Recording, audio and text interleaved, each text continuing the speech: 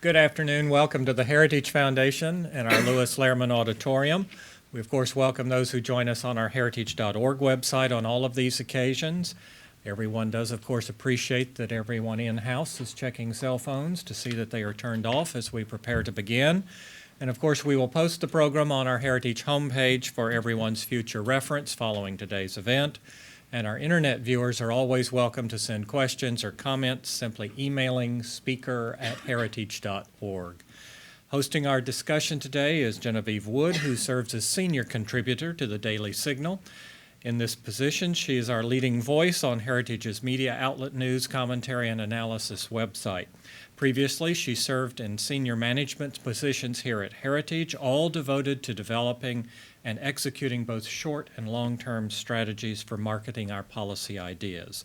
Her career in Washington includes service at the Family Research Council, the Leadership Institute, and then she's also been on the staff at National Public Radio's Los Angeles affiliate, the New York NBC News in New York, as well as the Republican National Committee here in Washington. Please join me in welcoming Genevieve Wood. Genevieve? Thank you, John. Well, you can see I have a very balanced career, NBC, Family Research Council, to balance each other out. First of all, thank you all very much for coming today. This is a great book. I don't know if many of you have picked it up outside, but we do have copies available, and I think after hearing our speakers this morning, you're going to want to pick up a copy for yourself. We're in an election season, obviously, and there's going to be a lot of talk, I'm sure, over the next 4 to 5 weeks about the war on women and many of the issues that relate to that. This book, I think, is if you're somebody who wants to help people understand the war on women is not the one the left talks about, this book will give you all the intellectual ammunition you need to debunk those arguments. So I would encourage you to pick up a copy of it. I'm actually going to read from the opening chapter of this book. It's actually the introduction, which talks about what is the vision that women in America want for this country, and see if these resonate with you. Plentiful job opportunities for everyone in my family so that I can find a position that best uses my skills and gives me flexibility to be with my children or pursue other interests. Great educational opportunities in good schools. A truly tolerant society where people are free to live out their beliefs. A robust marketplace so we can have access to a wide variety of products and foods from around the world at prices we can afford. A healthcare system that works so that my family can get the care we need from trusted doctors at a price that we can afford. A culture that respects both women and men, girls and boys. A dependable and accessible safety net so that those who are truly in need get the help they need to get back on their feet. Do those sound like things that you would be for, that you would be interested in? I think it's probably what most men, most women in this country are for as well. And the chapters in this book deal with a lot of these issues. The difference is, unlike the answers the left provides, the answers in this book don't often involve government solutions to every single problem that comes forward. And that is what Lean Together in the book itself is about, and it's what our authors are going to discuss today. So let me introduce each one of them, and they're going to each speak, and then we'll be taking your questions at the end. For those of you who are tweeting out, would encourage you to use the hashtag Lean Together to help promote this event and the book. Up first will be Sabrina Schaefer. And Sabrina is not only wrote chapters in this book, she served also as one of the main editors for it. Sabrina is the executive director of the Independent Women's Forum, who is really the engine, shall we say, behind this project.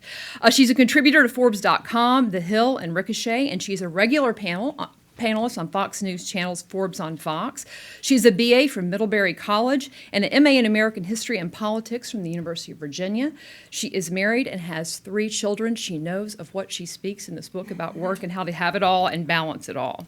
Next will be Diana Furchtgott-Roth. Diana is a former chief economist at the U.S. Department of Labor. She is currently the senior fellow and director of economics at the Manhattan Institute, a great institute, I might add.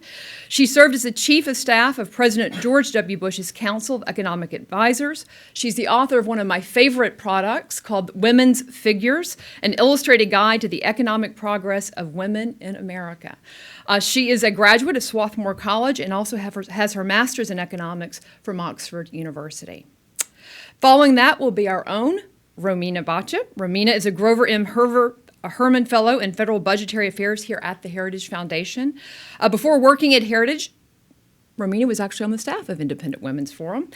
She received her master's degree and her bachelor's degree from George Mason University. You will, however, detect a bit of an accent from Romina because she's originally from Germany, but she now resides in Maryland with her husband.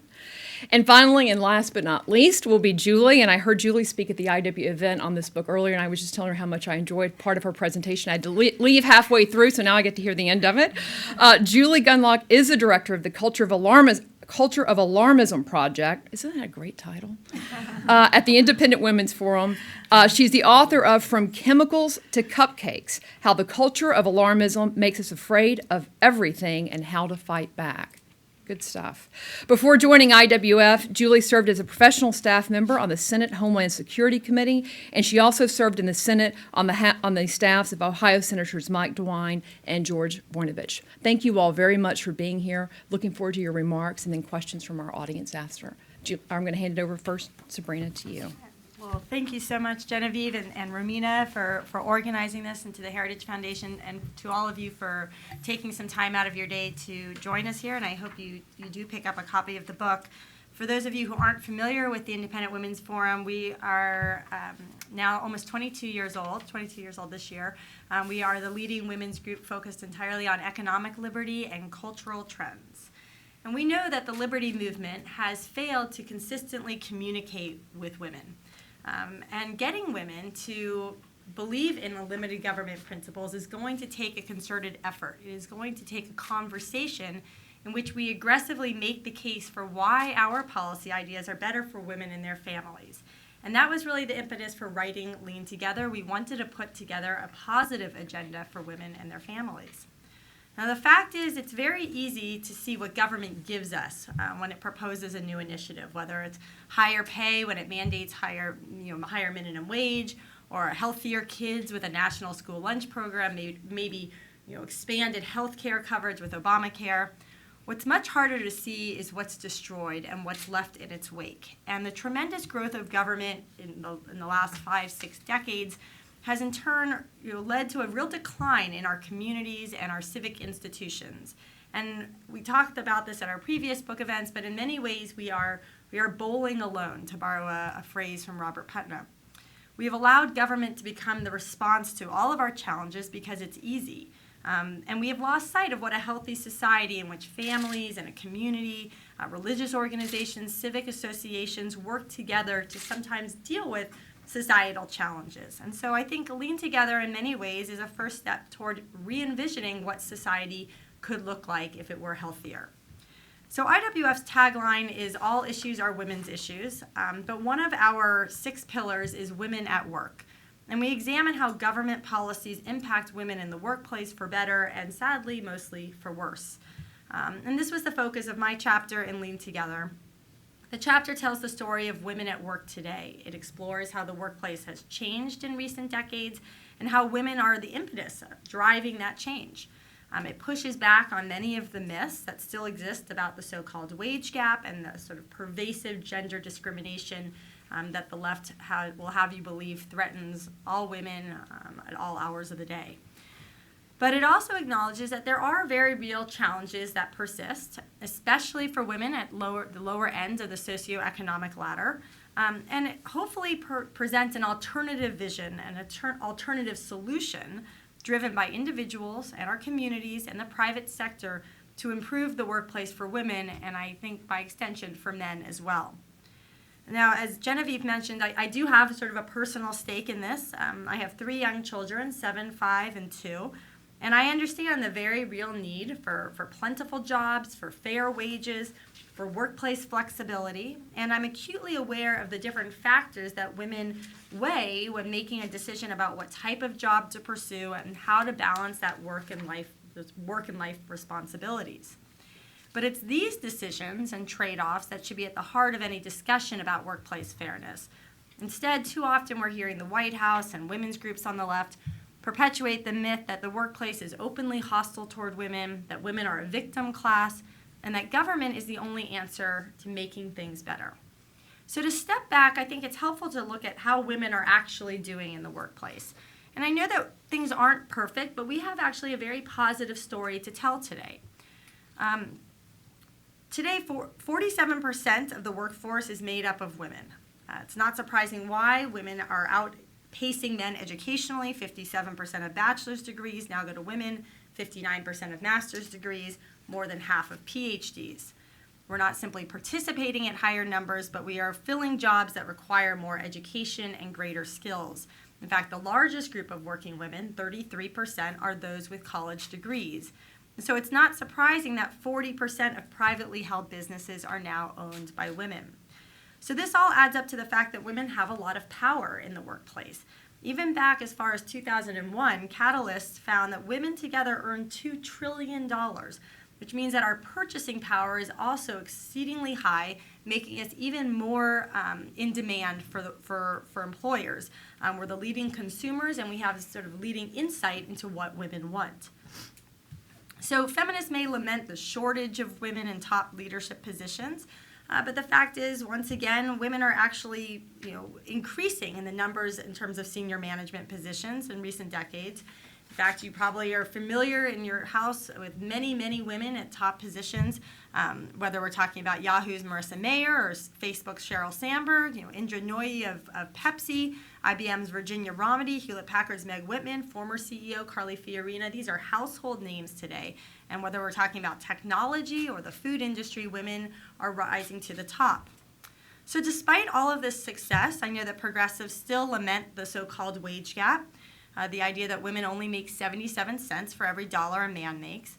And I want you to read the book, so I won't bore you too much with all of this, but I think we all know that there are lots of different factors that go into determining someone's salary, everything from the hours they spend in the office each day to the decision what to major in college. And when you actually control and look at that more closely, you find that the wage gap is about 4 to 6 cents. So there's a small pay gap.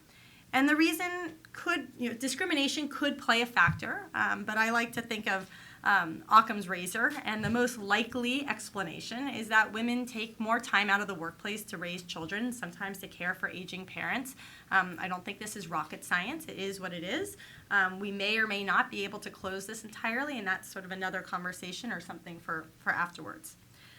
So the bottom line is choices, not widespread discrimination, is the culprit. Still, I do realize that everything is not rosy. We do face challenges. Single-parent households where women are often the sole breadwinner. We had a conversation about that here at Heritage a few months ago.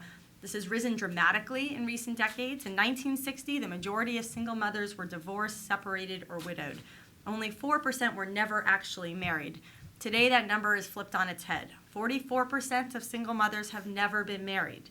And sadly, most of these single-parent households are headed by undereducated, overworked mothers whose average earning potential only hovers around $23,000 a year. Obviously, this really does present serious challenges. But unlike my counterparts on the left who think there's a need for more legislation like the Paycheck Fairness Act to try to micromanage wages and make life easier for these women, I think we need to be a bit more creative. I don't want you to think I'm terribly callous. I just want to acknowledge that there are laws on the books in place. The Equal Pay Act, the Civil Rights Act, these already protect against baseless gender discrimination. I write a lot about this in my chapter, so I won't go on too long. I'd like to talk a little bit more about what the alternative is. How can we make sure that women are being treated fairly? How can we make sure we're being paid fairly? How can we make sure that the women at the bottom of the ladder are getting the help they need to have the greatest chance at success? Well, I'll start by being very clear that women are a valuable asset, and businesses recognize that. Nearly every major Fortune 500 company, from American Express to Kellogg's to Bain Capital, have programs in place to attract and retain women. Generous leave policies, tuition assistance programs, child care backup programs. Now, I know that the private sector is not perfect by any stretch of the imagination, but increasingly these companies recognize that attracting and retaining women in the workplace is good for their bottom line, and so they're figuring out ways to make sure that they don't lose talented employees.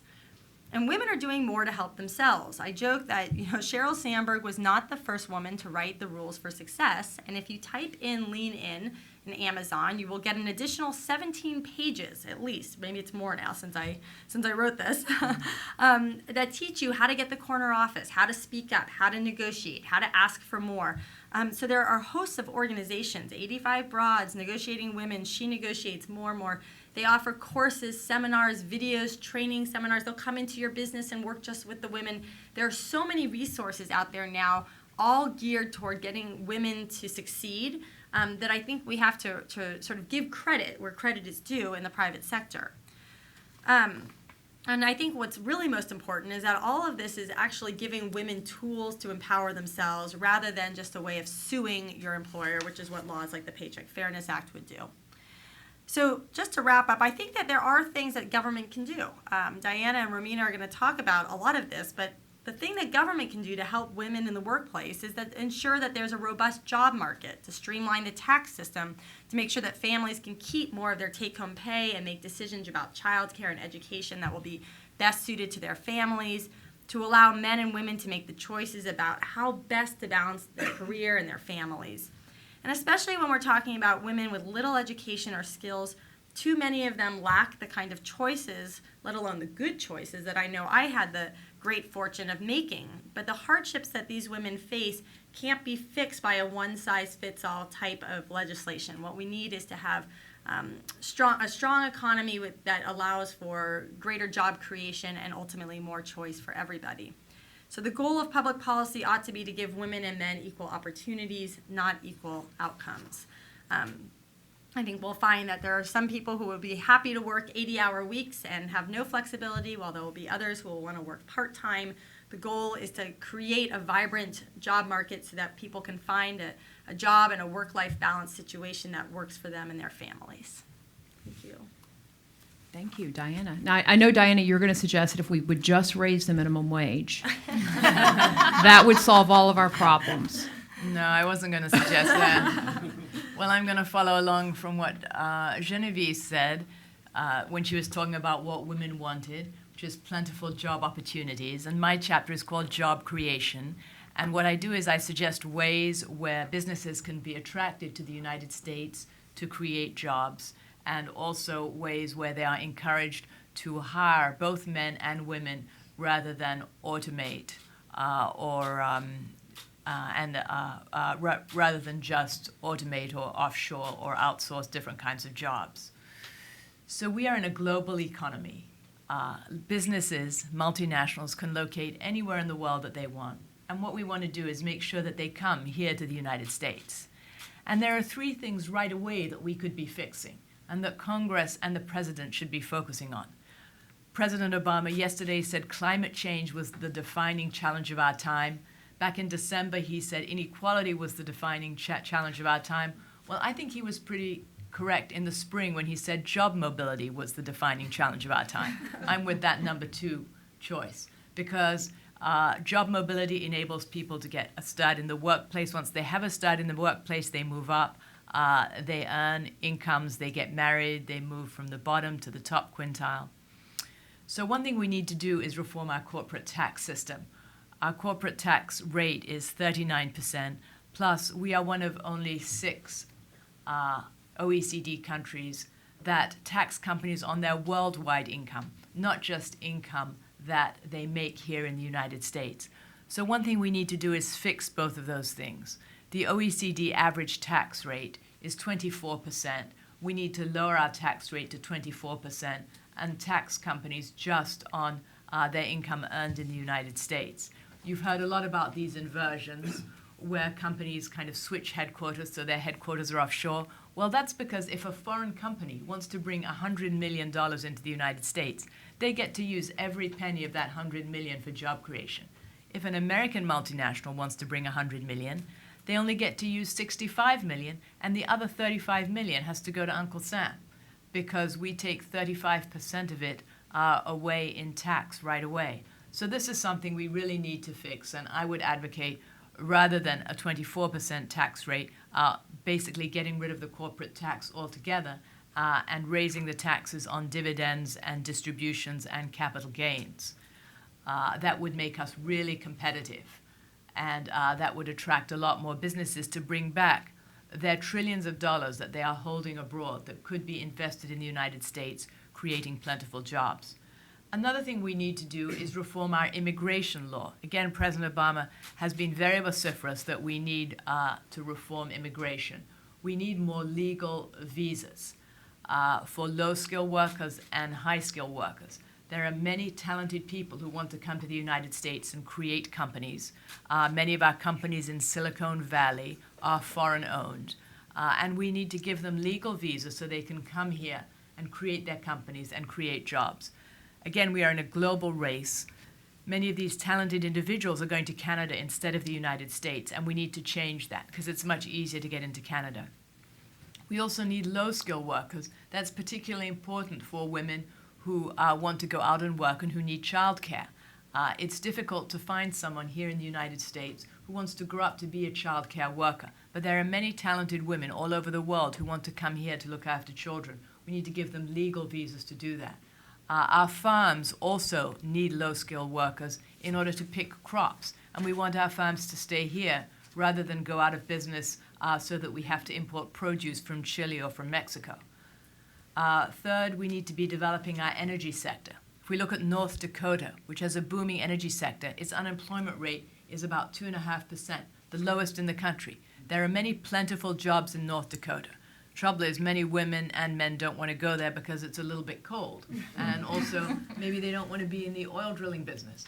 But there are many secondary jobs that are spun off from energy development. And without the increase in GDP that we've had from our oil exploration, we would probably still be in a recession. So we need to be giving more federal permits. Federal permits for energy exploration have actually declined over the past 5 years. We've had increases in energy development, in fracking, because of exploration on private lands. That needs to change. We need to expand our energy. We also need to be exporting oil and natural gas. This is a moral imperative now that Russia has invaded the Ukraine. Did you know the price of natural gas is 3 times the amount in Europe as it is here in the United States? We could be exporting it, and there are 24 applications at the Energy Department. You can find it on their website for companies that want to export liquid natural gas. Exporting it would mean that Russia would get less for its natural gas, and it would mean that Europe would not be dependent on Russia. The Baltics would not be dependent on Russia, plus it would create jobs here. Well, just a couple of ways where we want to get these companies, once they are in the United States, to hire workers. First, we need to repeal the employer mandate for Obamacare. Whatever you say about the Affordable Care Act, for or against it, almost everyone agrees that having companies taxed when they move from 49 to 50 workers is a big disincentive to hiring. Moving from 49 to 50 workers, which is where the provisions of the Affordable Care Act kick in, can cost a company $40,000 a year. That's about as much as hiring a new worker. I mean, this is something that we really need to fix. Plus, if an employer hires a worker for 30 hours or more a week, that worker is considered full-time, and employers have to pay health care costs or the fine on that worker. This is something that we need to change because a lot of employers, being pretty smart, are substituting 2 part-time workers for 1 full-time worker. Well, that works for the employer, but it doesn't work for the worker because if you have 2 part-time jobs, you can't work your way up. Back to President Obama's emphasis on job mobility. It's much easier to work your way up if you have a full-time job, then you can get to be manager and more responsibility than if you have 2 part-time jobs. So this is something that really needs to be fixed about the Affordable Care Act. If we can't repeal it, we at least need to take away the disincentive to hiring. Second, we need to leave the minimum wage where it is or even lower it. Right now, the minimum wage is $7.25 an hour. The president wants to raise it to $10.10 an hour. There are groups called Jobs with Justice, Fast Food Forward, that want to raise it to $15 an hour. Well, a $7.25 minimum wage, if you add Social Security contributions, workers' comp, unemployment insurance, that brings the cost to the employer of $8 an hour. That means if you have skills that are below $8 an hour, you are not allowed to work in the United States. That's just un-American. That's a terrible thing to say. You know, I grew up in England. One of the advantages of being here was that you could always find a job. My first job was scooping ice cream at Baskin-Robbins, and that paid about $3.15 an hour. No one would have hired me if the minimum wage had been $10 an hour or $15 an hour. They would have hired somebody else, or they would have automated the scooping process or hired fewer people. But you don't hire the same kind of person if your minimum wage is $7.25 an hour, if you have to pay them $15 an hour. You hire a different combination of people and machines. And what we want to do is encourage even the low skill to get jobs. Everybody who wants to work deserves a job. That's what I say. And the unemployment rate for African American teens, one of the highest unemployment rates out there, is about 33%. Many of these kids do not have a high school diploma because in some inner cities only 50% of kids graduate from high school. These kids deserve a job too. They're not going to get a job if the minimum wage is $15 an hour.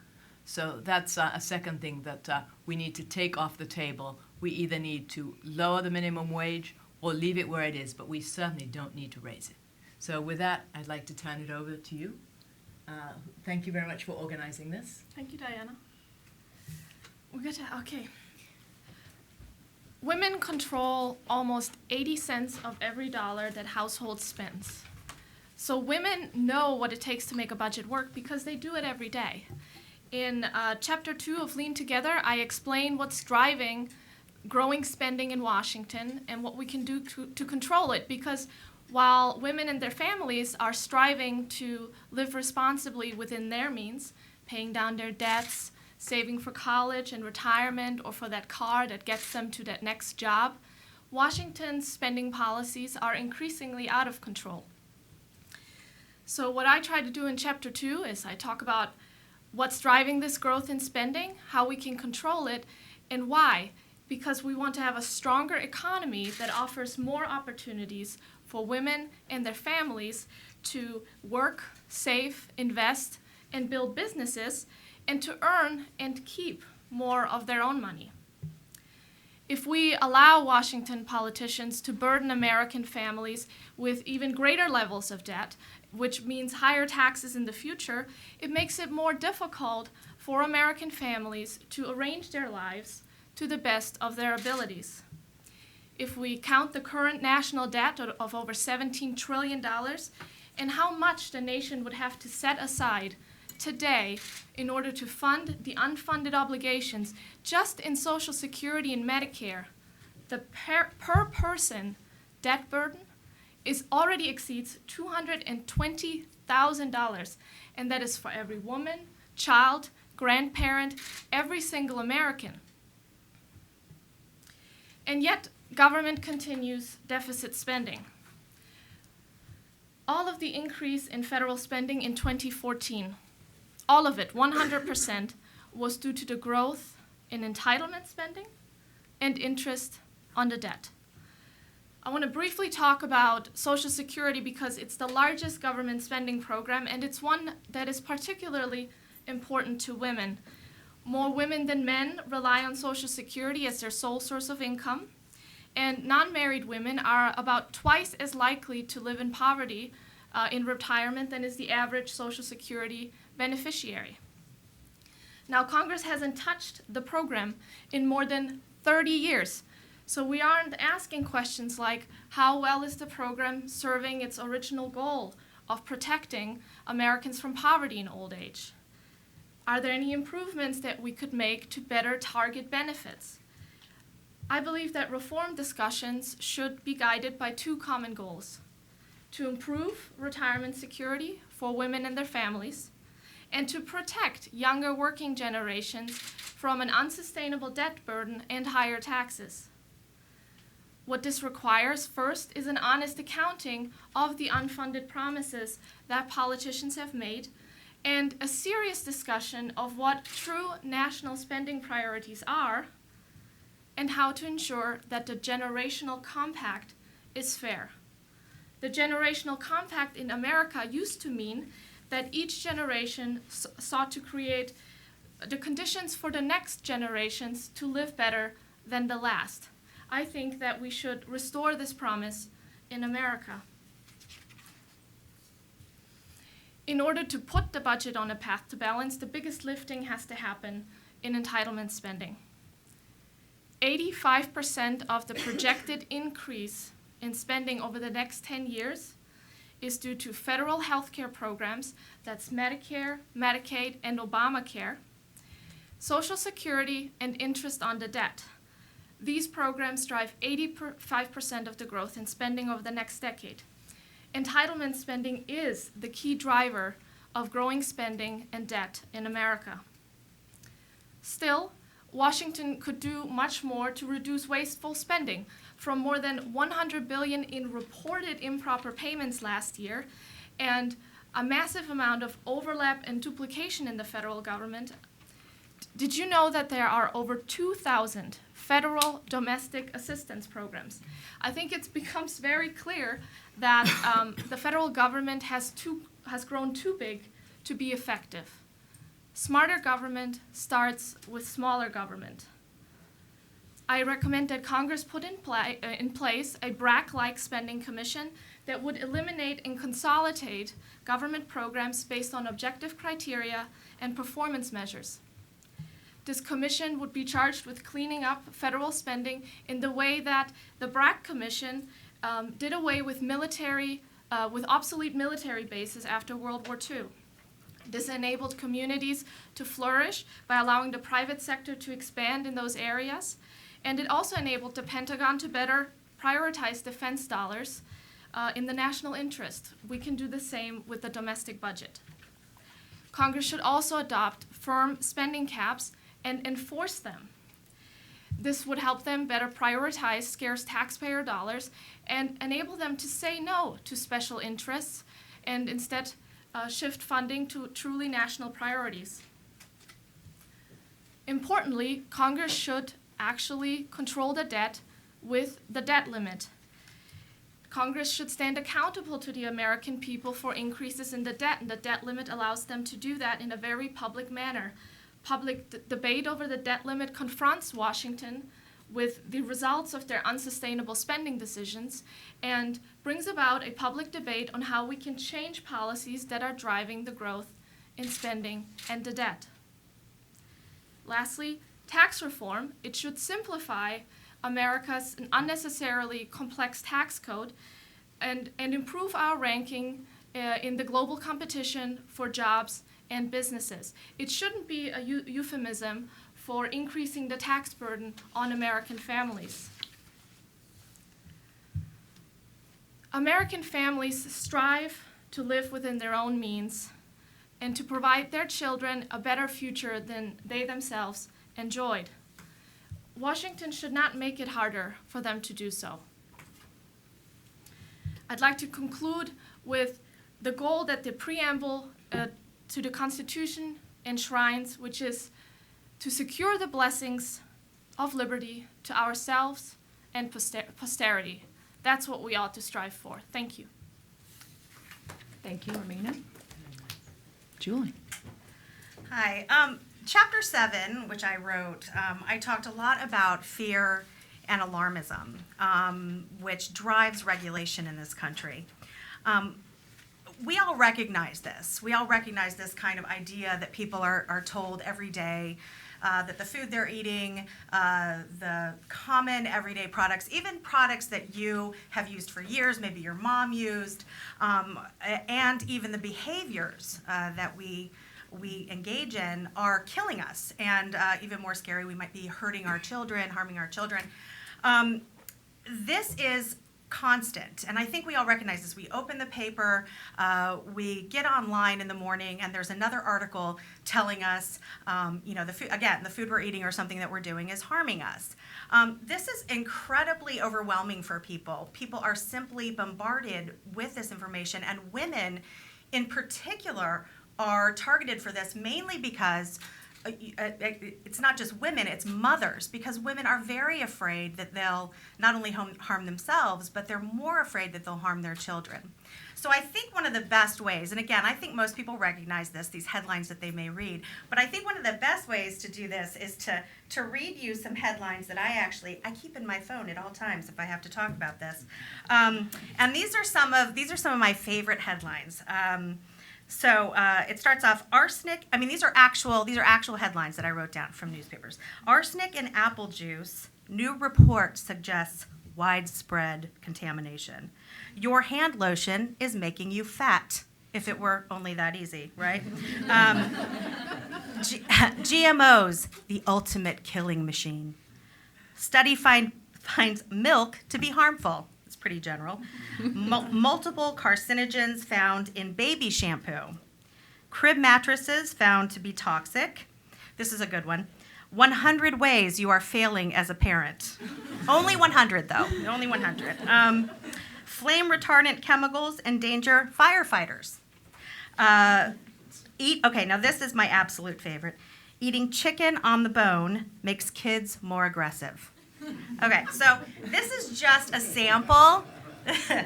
This is just a sample of the types of headlines that people are saying. And again, these alarmist messages are most often targeting women because they want to create a demand that certain products be changed, that certain ingredients be taken out of food, that certain chemicals be taken out of products. And frankly, it works. Now, I want to tell you a little bit about some polling we did on this that IWF did. But before I talk about the polling, I want to remind everyone that if you look at the data, we are healthier, we are safer, we're living longer, and we're living those years healthier. So we're not sort of sick for the last 10, 15 years of our lives. We're actually quite healthy up until about the last 2 or 3. Poverty is down, literacy is up, crime is way down. So in general, yeah, sure there are some things that aren't so great, but in general, life is getting better for worldwide, not just for Americans. So we polled women on this question, how they sort of felt about the sort of situation, how they felt about the condition of the world. And the results were really quite stunning and pretty depressing. According to our poll, 68% of women said the world is becoming a more dangerous place. I mean, that is simply wrong. Crime is down. Crime has been down for years. Crime, particularly targeting children, is down. So again, when you think about the world becoming a more dangerous place, at least as far as crime is concerned, this is not a problem.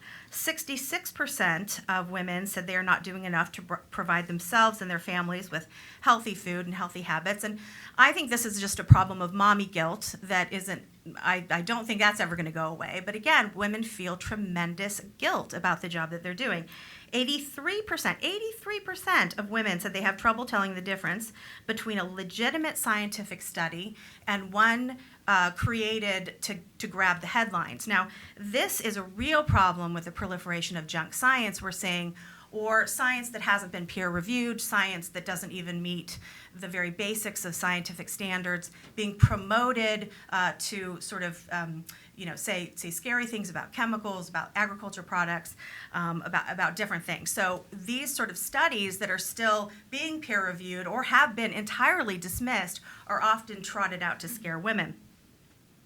The last one is 87% of women say they have a tough time finding a good source for health and wellness information that they can trust. And again, part of this is because the media is really complicit in this. We know that if it bleeds, it leads, that the press loves a scary story. So when they see that environmental groups or public health groups are putting out this scary information, it makes for great, it's clickbait. It makes for great readership. So these stories sell and they scare women. So, we haven't only seen this type of stuff, this strategy utilized with food and household products and behaviors and how you're acting as a parent. We've even seen it with things like sequestration. I mean, we all remember when that debate was raging, and the president and members of the Democrat Party were saying, if sequestration goes through, then the elderly won't get their medications, children won't get vaccinations. It's even going to be a military a problem because the military won't be ready. I mean, it was just unbelievable, the sort of doomsday scenarios they were coming up with. And again, it was used to scare the American public in the hopes that it would put that off. We've seen it with the school lunch program. Very early on, there were these sort of doomsday quotes. Michelle Obama called it the number one. She went on national television and said it's the national security threat, interestingly. That was the very same week when our ambassador was being killed in Benghazi. So that was very bad timing on her part. Well-known food activist Kelly Brownell, he often sort of gets upset and says this could be the first generation of American children to lead shorter lives than their parents. You have the former head of the CDC, Julie Gerberding, I love this one, who said that the American obesity epidemic is worse than the Black Plague. Let's keep in mind that was a 13th century worldwide pandemic that reduced Europe's population by a full 50%. So it was a little bit of hyperbole used there. But again, much of the reason that they use this sort of language is to get people behind the school lunch program, because don't forget, so often, the solution to these scary problems is the government. It's the only solution often suggested by the alarmists and people who use fear this way. They say the only one really who can fix this problem are more government programs. Michelle Obama certainly promoted the school lunch program improvements as helping with the obesity problem, and several other problems have been sort of promoted to the American public, and again, the only solution is the government. So this strategy of using fear and alarmism has tremendous costs. The demands to put out businesses, to change products, which eventually will make products much more expensive, but ultimately it's to regulate. And this makes Americans, free-loving Americans, do something we don't expect of them, but which is to more easily acquiesce to government regulations. Again, because they think, well, if it's going to harm me or my children, then perhaps this is the best solution, to regulate, to restrict, to tax, to somehow restrict Americans' freedoms. So it's a very big problem. In the book, I do talk about some solutions, which have some actual problems, which have been made much worse through government actions. We've seen the so-called reforms to the school lunch program, which have been a complete disaster. I think most people agree that those have not been successful. And I talked a little bit about how some schools are introducing free market ideas. They're privatizing school lunch programs. They're inviting restaurants in. They have strict restrictions. They have strict rules on what foods the restaurants can serve, what can be put in the program. And it really works. The schools make money, the restaurants make money, and the schools are getting much more palatable food. I talk about two other issues. I don't want to talk too much longer. I know we have questions in the audience, but again, trying to remind people that alarmism is and fear is a very profitable strategy. It's very effective. And again, the goal is not to protect people. It's not for public health.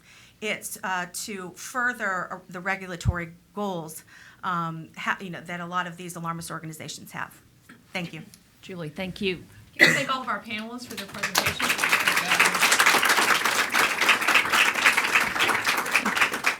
I know we have a number of questions out here. Do you want to make a comment? Go Can I ahead. ask Julie if one of the reasons that the next generation is going to have shorter lives than their parents is because of Obamacare? And That's the real reason. Absolutely. I just heard Ezekiel Emanuel say that the ideal Oh, I know. 70 or something? Yeah, lifespan is 75. Yeah, my dad And just that we turned shouldn't 69. He's a little bit frightened, so yeah. Yeah, and we shouldn't try to extend it any longer. Yes, yeah. So maybe that's why. Yeah, absolutely. It's a far better reason, a much more realistic reason that we're all going to lead shorter lives.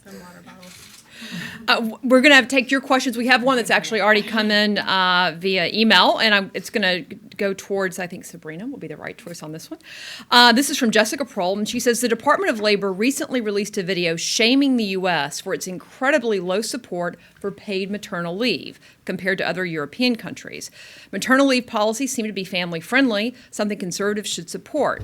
But I'm a little leery about federal policies to this end. Is there a place for the federal government to weigh in? Well, I think it's a really good question. I mentioned I'm a mom of little children, so I recently went through this. I definitely can sympathize with the need for time off after having a child. There's a couple of things that are wrong with the conversation about paid maternity leave. The first is that very often it's presented as if it's a terrible problem, a gross problem, that the majority of women don't have access to paid leave. when in fact the opposite is the case, that the overwhelming majority of working women do have access to some combination of paid maternity leave, paid sick and vacation leave, and most of us are able to cobble together some combination that works for our family situation. So that's the first thing, is to realize just how big the problem is. Similarly with the wage gap, right? Just how big is the gap, and then what is necessary to sort of fix it. I know that Senator Gillibrand, for instance, has proposed the Family Act. People should be very, very wary of something like the Family Act. I call it the sort of Obamacareization of paid leave, right? It's the same concept that we would throw the baby out with the bathwater. Instead of allowing individual companies to determine a paid leave system that would work for them and their employees, this would be a mandated tax that everybody would pay. It would mean that people would get rid of their existing plans because the government is now covering it. And most of all, it would mean that workers, women especially, would be far less in a position to actually negotiate some kind of arrangement. Very often women might, maybe it's a second or third child. You don't need the full 12 weeks off that you may have wanted with the first child. You're happy to start back in after 4 or 5 weeks part-time. You might be able to negotiate something so that you get partial salary during those additional weeks. This works for you, it works for your employer. Under something like the Family Act, that would not be possible. And I think that one thing that we've learned is that women and men now, the number one thing that most working women want is flexibility over higher wages. So something to be very wary about. And when they draw the comparison to Europe, I urge people to consider two things. One is the United States is very, very large. We are not a European country. We have 300 million people. It is a different situation when we start talking about a federal program. And the other thing is that there are serious unintended consequences of this kind of legislation in Europe, and that we find that the benefit packages are often so generous that women don't go back to the workforce, right? They don't have the number of women in leadership positions as we do here in the United States, and that's something to consider. When you make life so easy, why would you go back and work? So we are sort of dealing with conflicting issues here. So far better to let women keep more of what they earn so that they can figure out child care arrangements that work for them. Great, thank you. All right, questions from the audience here. Let's go one first.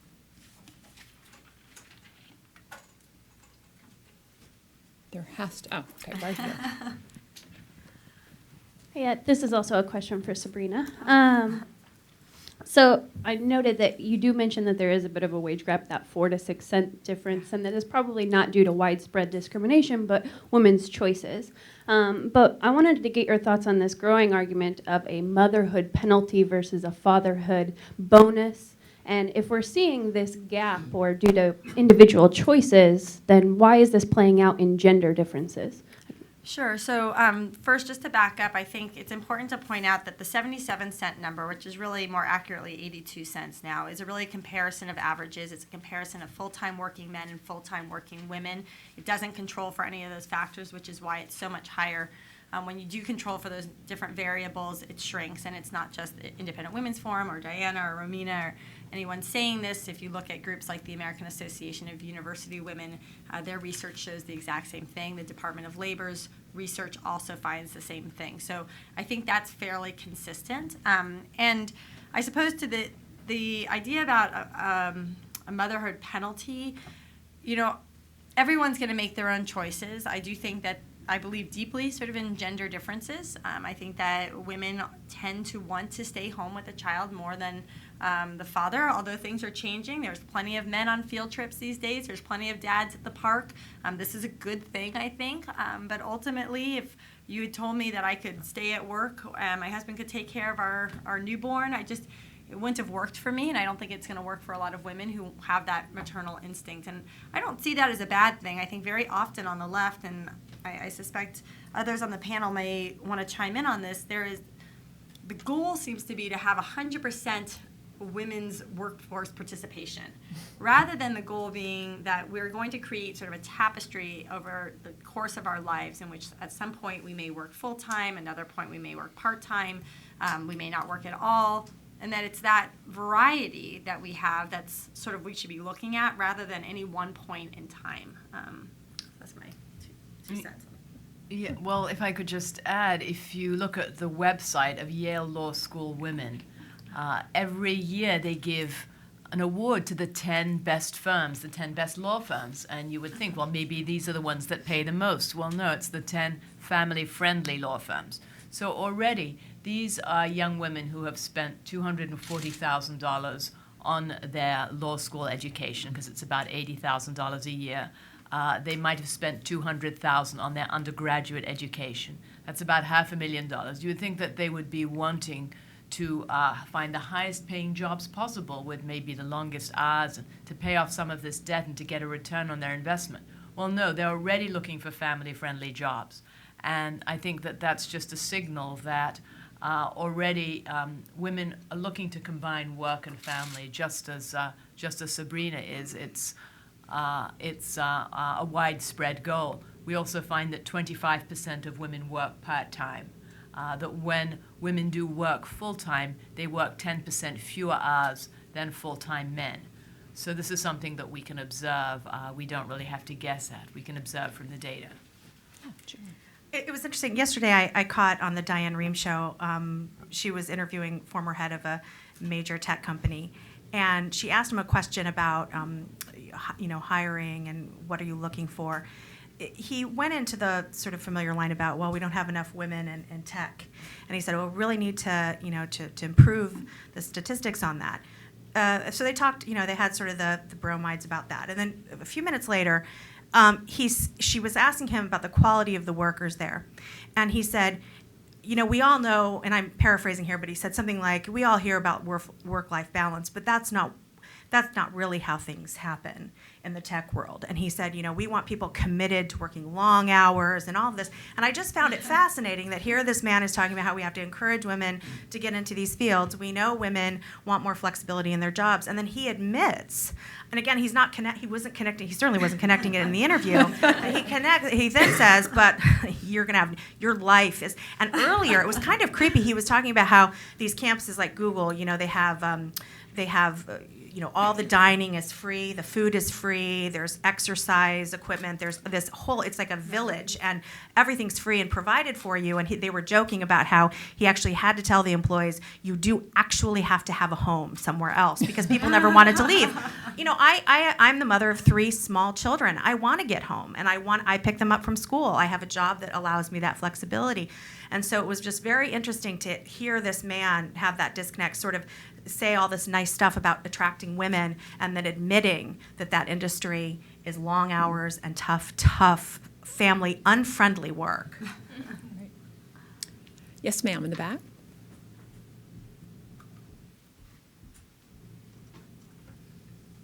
Hi, I'm behind a pillar, so I actually am not quite I see sure. her. She is there. I exist, and I'm not quite sure who I'm directing this at, because it's hard to keep track of voices when you can't see faces. Okay. Well, feel free to, you can stand up so you can see them. Hi. You can That's also me over move here in the to corner. the front. There's plenty of seats in the front row. You can lean forward. Hello. There we go. Okay. So my question is slightly more personal. You were speaking to minimum wage and keeping minimum wage the same or lowering minimum wage. As a college graduate as of 2 years ago who has a very different position now, but came out of school and worked 2 jobs and nannied, and still couldn't afford to live on their own in a fairly large city in the United States, one of the top 5. How do you answer the question of, until there's a marketplace where full-time work is available? I worked for a corporation where, had they offered me full-time work, I would have taken it, but they're only paying minimum wage, and they're only offering part-time hours to the majority of their employees, where they have a hiring cycle every 4 months. They're kicking some out and welcoming some in, and when we ask for more hours, they say, we don't have it, or it's not available, but then they hire 10 more people.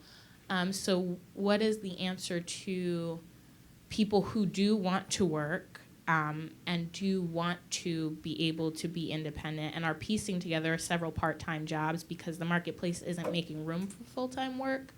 How do It's you answer them yeah. with the minimum wage question, lowering it or keeping it the same? I guess? Well, it's certainly a very distressing situation, and I do admire you for working all those jobs in order to make it. There are two separate issues. First of all, what should the minimum wage be? And second, what should incentives be on employers as far as part-time work? And with the Affordable Care Act, as I mentioned in my remarks, there is a big disincentive for employers to hire people over 30 hours a week. And that penalty should be removed. We don't ask employers to pay for clothing, housing, food, even though the tech company did pay for the food. We should not require them to pay for health insurance. You never hear somebody saying, oh my goodness, I'm going to lose my auto insurance because I'm losing my job, or I'm going to lose my renter's insurance or my home insurance. That's because there are developed markets for these kinds of insurance because employers do not provide it, and we should take away the employer deduction for insurance and have this be something people buy and not require employers to provide it. Because especially the past 2 years, there are more and more employers who are hiring part-time workers instead of full-time workers. So that's a major problem that we need to fix. The minimum wage, fewer than 3% of American workers earn minimum wage. It's a first rung on the career ladder for many people. And I think that it should stay that way. If the minimum wage were raised, then there are people who would not be able to get hired because their skills would be too low. And we need to encourage them not just to get that first job, but also to move out of it pretty quickly and to move on to something else. The average household income for a family with a minimum wage worker is $52,000 a year. Most people, the vast majority of minimum wage workers, are not supporting their families. You were, and you obviously needed to find something better. But we don't want to raise the minimum wage so that millions of teenagers now and in the future would not be able to get their first job. You know, my son heard me talking about the minimum wage, and he's at that time he was 15. He's 16 now. He went to his boss in the bike store and said, Linda, would I still have my job if the minimum wage were raised to $10 an hour? He was being paid $7.25. She said, no, Richard, you would not have your job. But the second summer, he was raised to $10 an hour. He learned how to fix bikes. He learned how to manage the cash register. He had learned how to sell bikes to lots of different people who came in. And he got his raise. So at the age of 16, he was up to $10 an hour. But if the minimum wage had been $10 an hour, he wouldn't have got that job to begin with. So I think that's important to learn, to keep an eye on. Thank you. Marguerite? Hi. I wanted to bring up the point I think you touched on with regulation. A lot of women that are starting businesses are out there, and the regulation and licensing is one of the big things they face. And I'm not sure if that's more on a state, local level, or if there is some federal aspect to it. But you know, there's a need to have that regulation and licensing for protecting consumers, but then there's sort of an over licensing. So a woman who wants to braid hair or run a landscaping business, you know, can't get into the market because there's no option available for her. And I'm just wondering if there's something that Washington or the states should be doing in addressing that. Well, this is on a state level, and these occupational standards are are often incomprehensible. In some states, you need a license to be an interior designer, and you can't really say that there is anyone who's going to die if they have a couch that doesn't match the There's some bad designs out there. And in some cases, designers or hair braiders have to have more training than emergency medical technicians. The Institute for Justice has done an excellent study on this, which I would highly recommend, and this is something that very much needs to be changed at the state level. Entrenched interests are pushing for these occupational licenses so as to keep out new entrances, and this is a real barrier to job creation. We also see it in the attacks on Uber, for example. Yeah. Uber is a new upstart company. It's very easy for people to be employed as Uber drivers, but the entrenched interests of taxi drivers are trying to end Uber and Lyft. We also see it with small food producers, who maybe a woman makes great muffins and she wants to cook them in her kitchen, and there's just all these food regulations. She has to then rent, a commercial kitchen, a church kitchen, and bake there, and then storing them. And we see this also on farms. Farms produce a lot of things. They can't, some farms can't even, according to some state regulations, can't even use the milk that comes from their own cows. So we see a lot of these sort of ridiculous regulations really cutting into people's ability to make money on their own, and it hits women, I think, particularly hard too, who want to have these sort of cottage industries while they stay home and raise kids. Yeah, and there was the example in New York, for example, where they had to put calorie counts in the restaurants for each kind of food sold. Small diners just couldn't cope with that, and so they ended up going out of business or being taken over by larger restaurants. Yeah, that's a great point. And actually, the trans fat ban in New York City, it really hit a lot of ethnic restaurants, small ethnic-run restaurants, particularly bad because they were using a lot of these, trans fat shortenings in some of, empanadas or some sort of product. And so these sort of, nitpicky kind of regulations, I think, hit the most vulnerable people in society. Mm-hmm. It's right here, down here. We could probably hear you. But we want to make sure everyone and those watching on the streaming can hear. Well, it's been 65 minutes, and we haven't talked about a uterus yet. Amazing. We talked about children, and they come from you. There you go. There you By go. extension, yeah. So, Julie, you talked about alarmist approaches, and it seems like there was a lot of alarmism, and there still is, about reproductive rights, and that's the stellar issue that people and all women care about. Yeah. So, for some, it seems to have worked. And do you Yeah. think it's working? Is it going to keep working?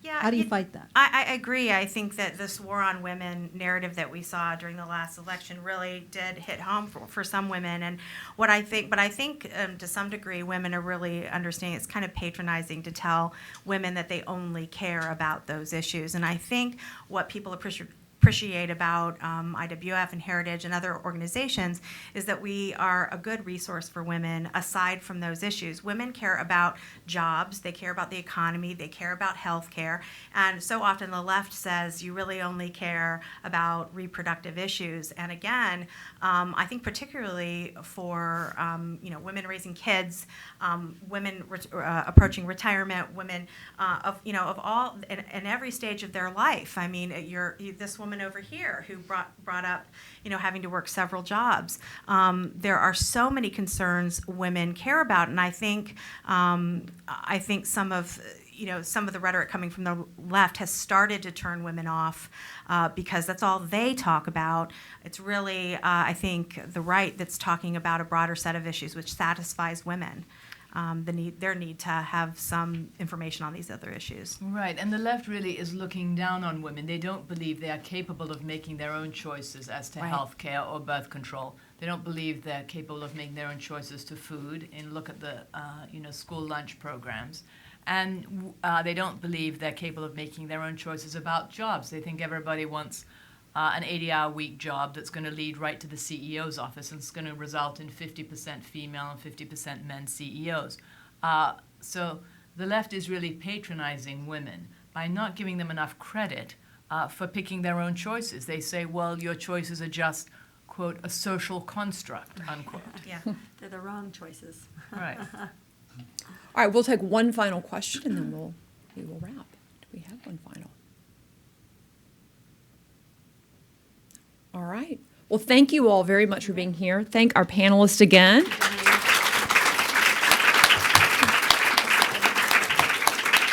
And I will say, we did not have all the chapter authors here, so there are a lot of topics that we did not get to today. I would technology, how that's making life much better for many people, including women. Great for dishwashers. That's right.